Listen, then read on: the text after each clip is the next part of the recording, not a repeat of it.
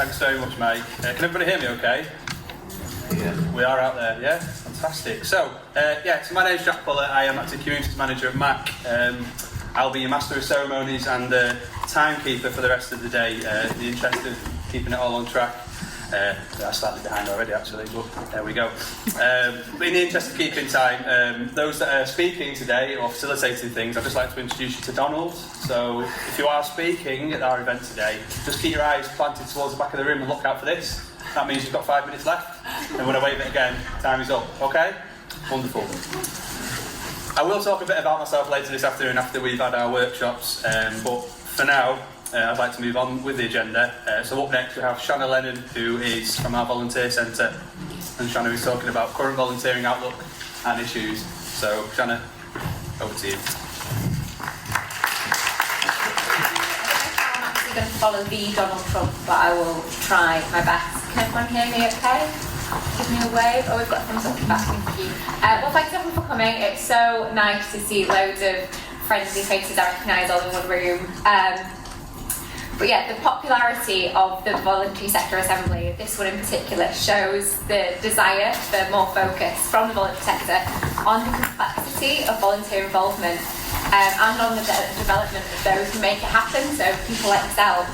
So I'm Shanna. As Jack said, I'm one of the volunteering development workers at the Volunteer Centre. And that means I have a dual role. So firstly, to support residents of Manchester to find meaningful volunteer roles, but also to support volunteer involving organisations to create and manage the best possible opportunities for citizens to participate and support your causes and organisations. This means getting to see volunteering from both sides, the barriers that volunteers face to get involved, and the challenges faced by organisations working with volunteers. It also means that I get a massive buzz when I find that perfect volunteer opportunity for someone.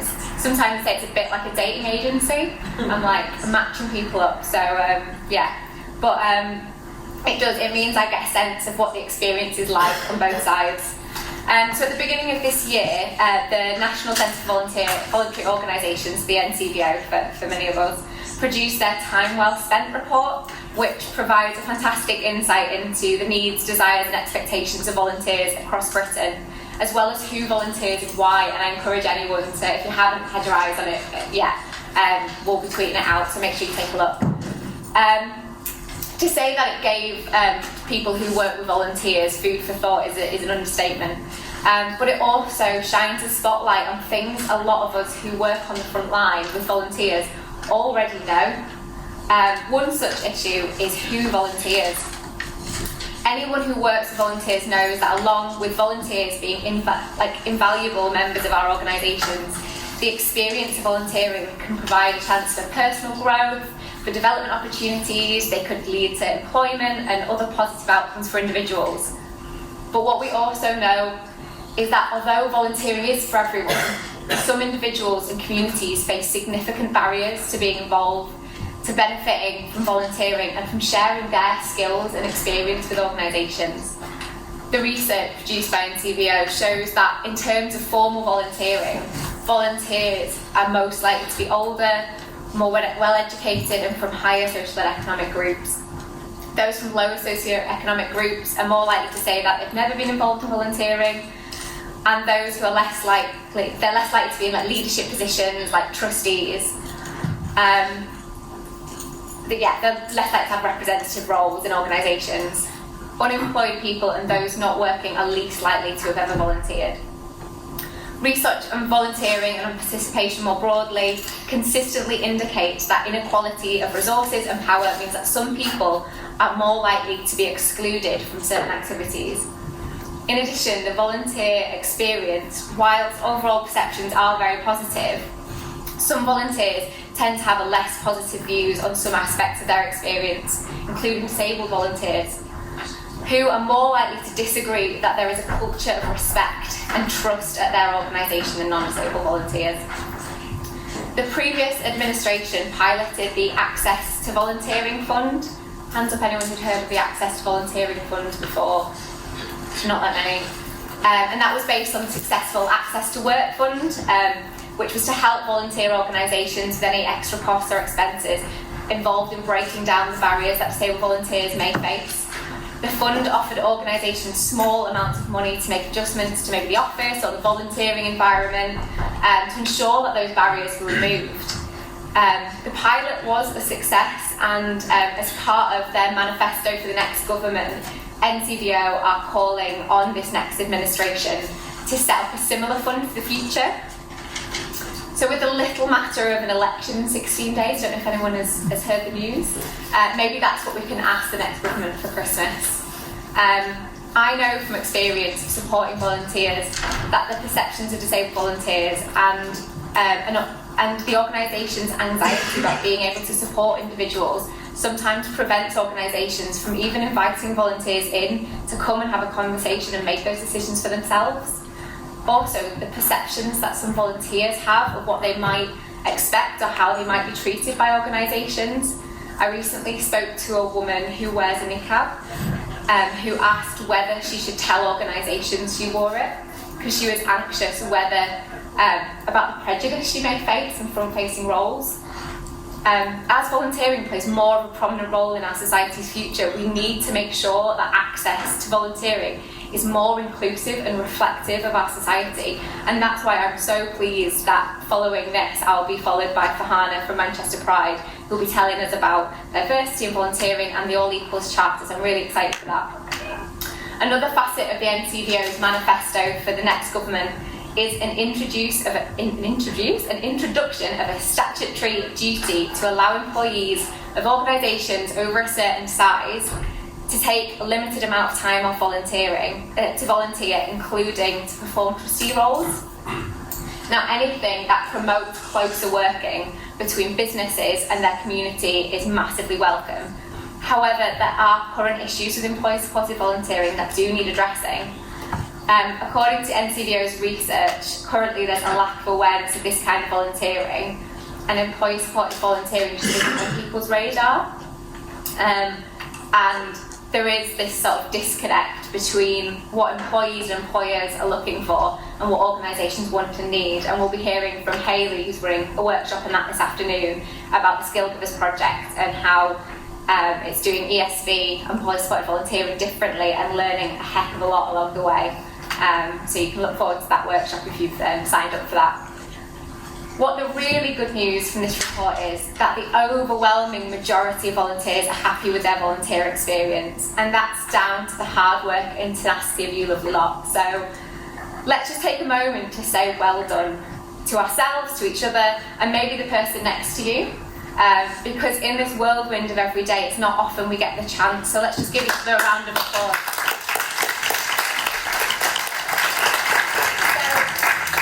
Speaking of whirlwind, I should probably talk about the absolute balancing act that volunteering involvement is.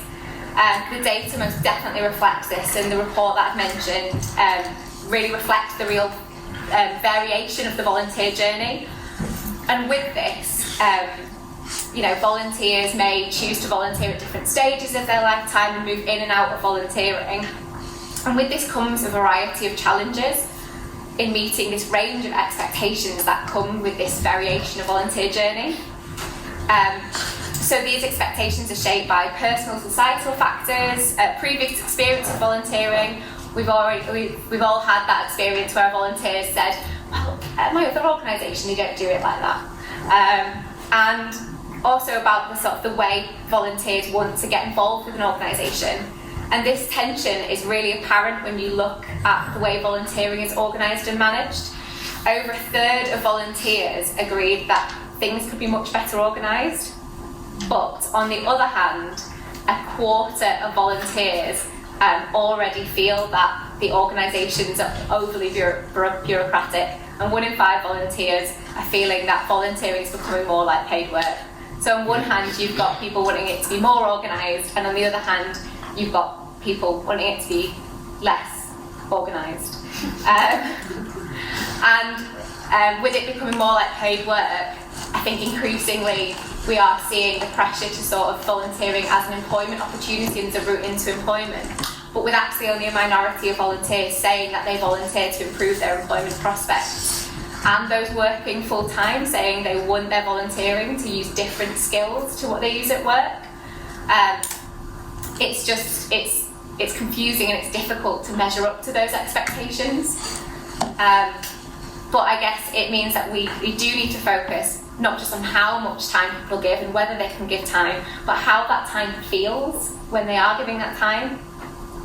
And at the Volunteer Centre, that's something we always stress. So when people are putting roles together, we say, would you do this role in your spare time? Is this something that you'd want to do? Because that's what people are after. And it seems in the research that that's a question we can't really afford not to ask. So if we think about motivation and why people get involved, the key reason for people wanting to volunteer has pretty much remained the same. It's people wanting to have a positive impact on others. That's amazing. Like, volunteers are motivated by just wanting to have a positive impact on others around them.